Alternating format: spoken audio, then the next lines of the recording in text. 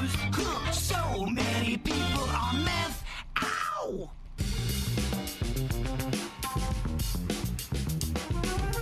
Well, they're getting some more information back on the Surfside condo collapse. Can you believe that was about 5 years ago now? Wow. I know. Isn't it crazy how time flies on these stories? You're like, wow, I remember like it feels like it was 5 weeks ago. Kind of made you freaked out staying in a building, didn't it? Well, it's one of those stories that I think is radically, changing South Florida and how they look at some of these aging condo towers, because it really put a lot of them in the crosshairs. And it's been a big decision for a lot of people living in some of these older complexes. Do I double down and try to pay for the repairs? How much could I be on the hook for? Those assessments are no joke. Exactly. So, I'm sure a lot of people have decided to move out of their condos that are older and saying, yeah, this could, be a money pit in the future. And now they're saying that they were starting to see some signs that were happening with the Champlain Towers there in Surfside. They say about 3 weeks before the final disaster, you could see initial failures already starting. They had like in the pool deck and the underground garage areas. It was leaking. Yeah. There was huge cracks and water was leaking, and lots of people talked about it. Like it wasn't a secret. Yeah, that's part of, and now look, that's why this is an important story. So listen up. If you notice anything like this in your building, yes, whatsoever, it's not somebody like, oh well, maintenance. Hey, can you guys take care of that? It's been 3 weeks. Crack kills. You don't have a lot of extra time when you start seeing those kind of failures. It's not a waterfall. No, it's not something to just go, oh, well, it's a tiny crack. No, it could be a precursor to the whole building falling down. Yeah, they said there's visible cracking in the planter walls, corners on the pool deck you could see.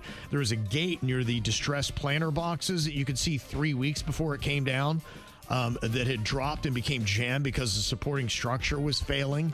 All these things should have been telltale signs. And also, too, it's a note to have staff at that building that can recognize these kind of signs to say, hey, we've got some...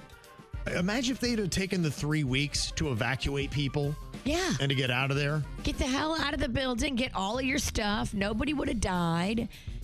Yeah, they said, 3 weeks prior, a gate area near the distressed planter boxes dropped and became jammed. I remember hearing a story, a real estate agent that was showing condos in the building had parked in the garage, and she and the prospective client were walking to go look at the unit, and they saw the cracks in the garage and they saw the leaking in the garage, and they were like, that doesn't look good. We're not going to buy here. Mm-hmm. A real estate person knew it.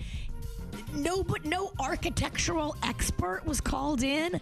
A real estate person knew. Yeah, I think this story is really just a confirmation of some of the photos and videos you saw before, because people were trying to show some of those things of it failing, and now they've done the studies and said, yeah, that's exactly what it was showing. So, I know, which I think was kind of a no-brainer before, but I think is worth repeating. Just if you are in those situations and you seem to notice any cracks in your building, that I would say something about it. Cracks are not good. Mm-hmm. Cracks. Report them. Cracks, or if you just see crack in your building, report that. That's true. Did you hear the story that George Pino, that he's the Florida real estate developer that was charged with manslaughter and vessel homicide, the 2022 boat crash that had happened? Yeah. Did he blow after this crash? They had said now they had pointed to evidence of alcohol on board. I think somebody had said maybe he had 2 beers, but I don't know of any kind of blood test or anything like that had happened. It doesn't state anything here in the story I have. I was kind of surprised that they found him not guilty, because he was obviously recklessly driving and didn't know where the channel was and wrecked.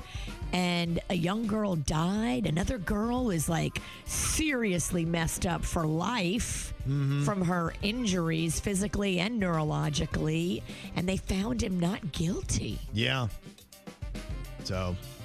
I mean, he was putting on a show, y'all. He was crying in court, emotional and apologetic, and apparently said all the right things for the jury. Yeah, I think they did have a settlement that happened outside. at the courts. I don't know what that was. So he paid out to the family, but they wanted him to do jail time. Sounds like it, yeah. Interesting. Did you see the footage that happened, the chaos at Port Miami? There was a Carnival Conquest cruise that had happened. They've had a couple of these now. I think this is at least the second fight I've seen probably in the last month or two. I've seen him on the boat, and now this one was in the port. Yeah. Where people are just trying to go through like TSA. It was in the customs area. And they said it broke out because it involved a child. Oh, no. Yikes. Yeah, I mean, it was just, man, that was a old school melee. It was. Yeah, that was quite chaotic.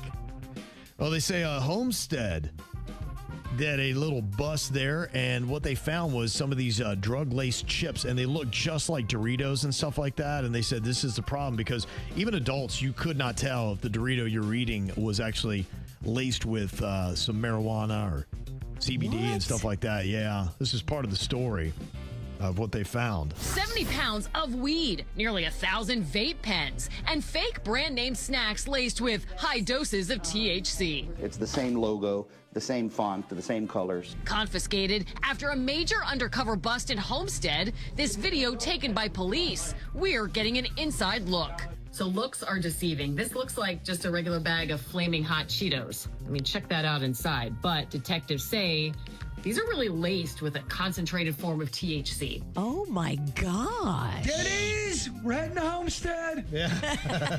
Now, some people want these Doritos. Right. Yeah. I do not, because I would accidentally pack these in my kids' lunch. Yeah, we're not talking. Get the But- kids out and not involved out there. You see the problem. I mean, somebody's going to have these in their house.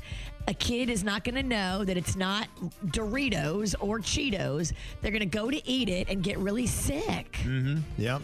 It looks just like a regular bag of Cheetos. Yeah, that's why they're alerting people. So keep an eye out on that. Just make sure you know where your Doritos come from. Don't buy no black market Cheetos. Some of the edibles they come up with now, you're going, whoa, this tastes like a Fruity Pebbles breakfast bar. Yeah, they say Border Patrol in New York sees more than 1,600 pounds of marijuana labeled as chocolate. Wow. Yes. My girlfriends one time, they ate what they thought was chocolate. Yeah. Turns out it was laced with mushrooms, and they That'll happen. tripped balls for 8 hours, and they did not want to. No, that's rough. That's a different kind of ride They were than weed. so sad. There were two suspects in Kentucky that are now facing felony drug charges. Deputies searched their car. They found a bag that said, definitely not a bag full of drugs. And guess what it was full of? Drugs. Yeah, it was.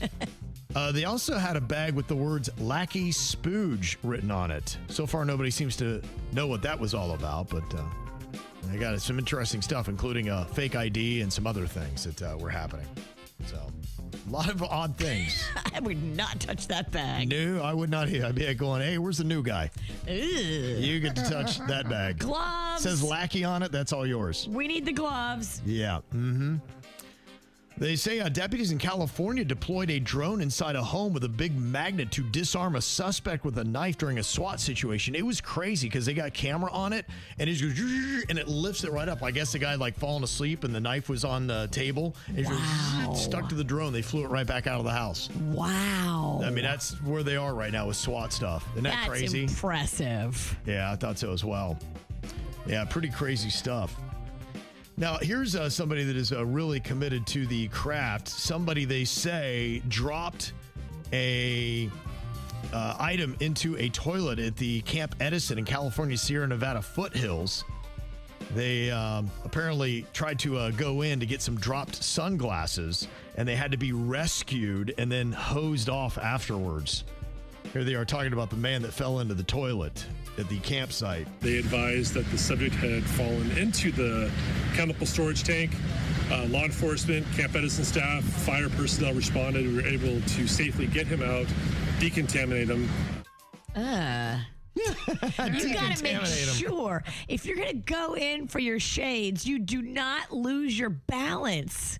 Yeah. Clown fell in. Yeah. How big is this pooper? I don't know. That's pretty gnarly. If I were a cop, I think I'd probably rather deal with a bag of Lacky Spuge. They're both terrible. Yeah, I don't know if I want to deal with that one.